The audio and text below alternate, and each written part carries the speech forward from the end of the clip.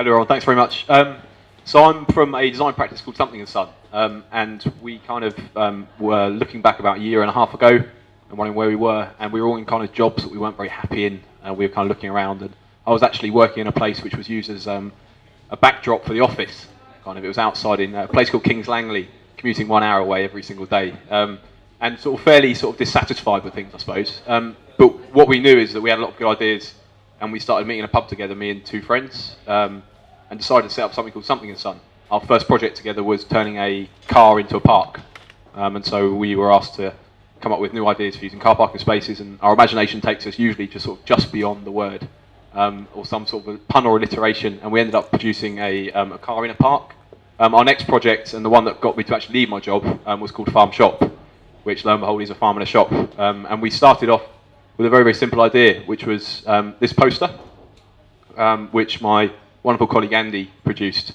And we produced this poster very, very early on in our thinking, and it kind of stemmed from our idea and belief that it would be fun to experiment with food growing in cities. And that was kind of all we knew, but none of us had an agricultural background.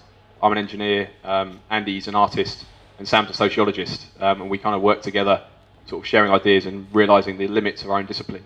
And so we came up with these ideas, and a few were old technology, new technology, hydroponics, aquaponics, all these words and ideas we'd seen on YouTube. And Hackney Council were kind of crazy enough to give us a building for free for 1 year and £5,000. And then kind of from there, we started doing this part-time, which I think is interesting for anyone who's got ideas about projects or businesses, that you can do these things without having to work on them every single day. And so that was back in July 2010. It was an old women's shelter, kind of very run down, it'd been empty for 2 years. And we kind of pushed open the door for the first time, and this big stack of letters behind it. And then thought, oh God, what are we doing here? What have we taken on? We know nothing about this subject. And so the first thing we did, with the help of that wonderful poster, was start talking to people and trying to find kind of co-collaborators. And it actually sneaked out on Twitter very early, probably thanks to maybe some people here who did that for us. But it kind of then, on our first weekend, at the bottom of that letter was to say, we'd like to meet with you on this day, come down. And we turned down there 50 people there. And it was like, shit, what do we do now? And it was that we went and bought lots and lots of paintbrushes. We also had sort of crazy ideas, like this here, some chickens on the roof, and we spent about 2 minutes designing the place and realised it was a really bad idea, and I thought we'd just get people to design it with us and see who turned up and who could help us. But we also realised quite early on that when you bring 50 people together who are looking to build an urban farm or a farm and a shop, it's not enough to give them a paintbrush, because they start looking at you very funny and saying, where's the food? So we actually started with just some little basil plants, literally one tray of basil plants in the corner, which I think started to help people understand what kind of direction we were going in, and was the very, very first seed I'd ever grown from scratch, under lighting in a shop in Dalston. But lo and behold, lots and lots of people turned up, very, very useful people. An aquaponics expert who lived down the road, Ben here, who's a local teacher who has all manner of tools and helped us kind of build the place for free. And literally sort of over the course of the summer, hundreds and hundreds of really inspiring people who had skills that we didn't have and could bring those to make something amazing happen. And so we started off with an empty building, and over kind of a 4-month period, we ended up with something different, growing food within buildings and trying to produce a cafe, a workspace, a hub of urban agriculture. And for us, it was a huge learning process because none of us knew anything about this stuff. But we worked with people who did, and they brought their skills, and they told their friends, and they told their friends, and it kind of grew into a place in a community. So that's the shop now. It's kind of still a bit rough around the edges. The project's taken a long time to get there. We've had very, very little money. We've kind of done it all with about £7,000 and lots of goodwill and support. But we're kind of actually growing food now, which is nice. We've got chard there. We're using a wonderful system called aquaponics, which is a combination of fish farming with vegetable growing, so the wastewater from the fish fertilises the plants. We've got hydroponics. This is our basil wall, which those of you who come to the shop will see is not always looking quite like this. Sometimes there's a lot more plastic and a lot less plants, depending on how hard people have been looking after it. And we've also got cows invading our patch of microgreens, which is much annoyance, and chickens on the roof. And these all came from very, very simple ideas. So we actually, when we first conceived the idea, we literally had a list. Let's try and do this. And then we kind of had people, and we put that list out there, and people came to help us learn how to do those. And kind of a couple of lessons from it is that one of the things is it's been very easy. It hasn't been as difficult we thought it had in terms of learning how to grow food. I mean, people grow food all around the world. If you look at a place like London, there are people all around the city who are actually doing this on a day-by-day basis. You get someone, oh, I grow chickens in my garden. Oh, my nana, she grows so-and-so. One guy came in, a taxi driver, and said, that's a tiny fish tank. I grow 200 carp in my garden, which are sold for the Jewish market for eating. And he kind of just rocks off the road, and it's his little business. And there's, of course, all those people out there breeding dogs and other things. There's kind of lots of people who are producing things within the city, both to eat and to sell. And I think we need to remember that when we look at product like this, it's not new, but it's perhaps produced an outlet for all of that enthusiasm and a place those people can come and share ideas. Cool. And what we've managed to do as well, it's been amazing, is that just by putting stuff kind of on a high street where people can see it, lots and lots of different people start to engage in the idea. And they want to come along and they want to learn and they want to see and they want to see, like, find out more about food. And it's been an evolution for us from actually thinking about growing food into creating a space and now kind of majoring more on creating doing something with the food in the end so you can eat it. And that's been a kind of progression for us because none of us come from a catering background. We've set up a cafe from scratch, but now we're getting that wonderful kind of feeling where people are saying, your food's great, you know, this is amazing. And we think we're kind of maybe onto something with that because of the freshness, because of the proximity of people seeing what's grown there. But we also, I mean, my personal background is coming from like a lot of campaigning, as well as sort of engineering, and I've always found that a very sort of negative space. Like, I did it for a long time, but actually, you know, kind of you can only shout at people so much before they actually kind of close their ears. And what we've really enjoyed doing is creating a positive project, but also one which actively tries to take it out of the foodie place. So we take great pride in the fact we run all different types of music events at the shop. Some people come and use the shop to work in, some just get a coffee, but all of those people are learning in a kind of first step of the ladder kind of way.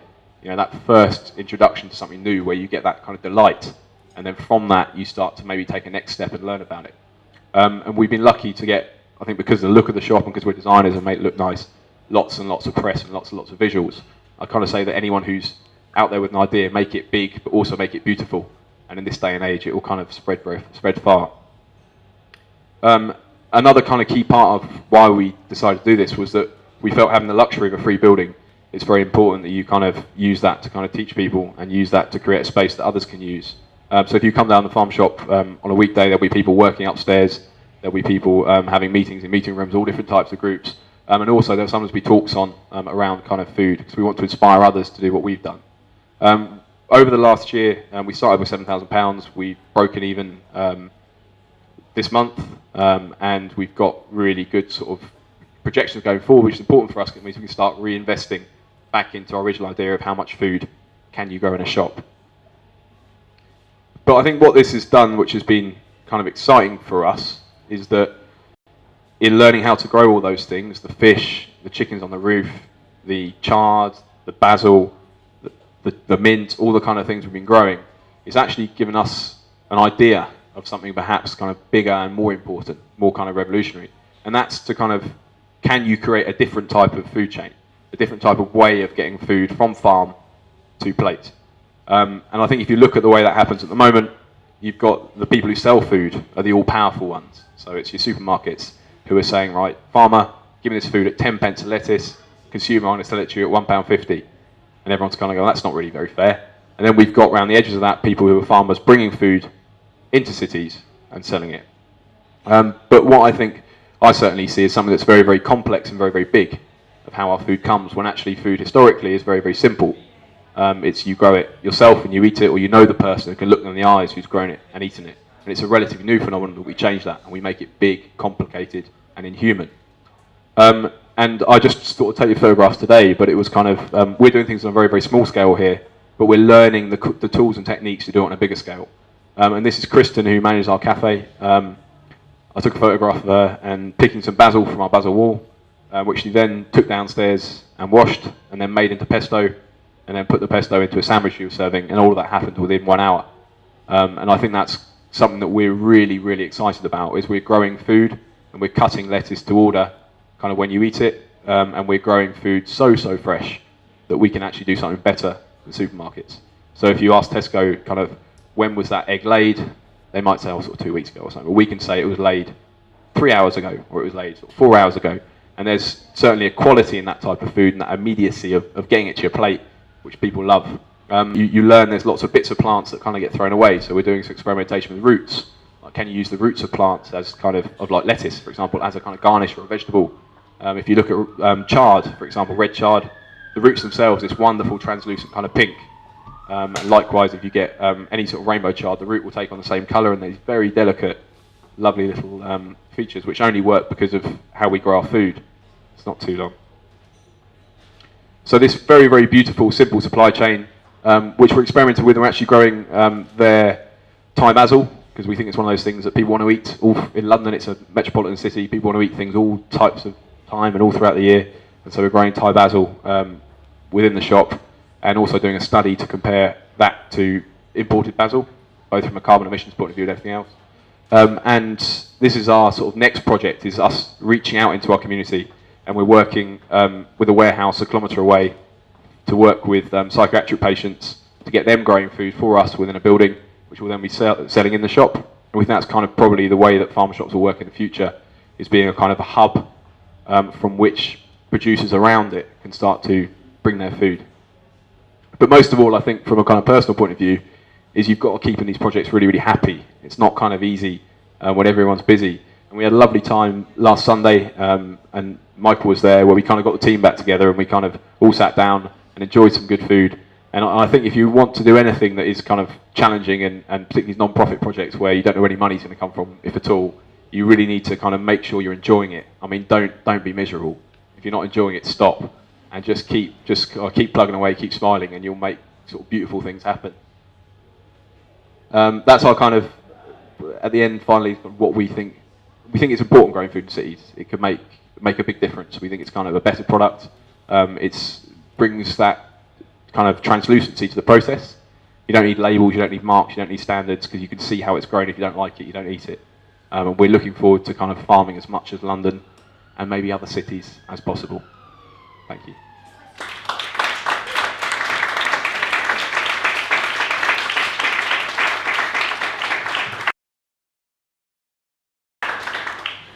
My question's not quite related to our project actually, but it's more that I think one of the things that's dawned on me through doing this is that how do we make sure that people who are short on time and short on money can live their own dreams?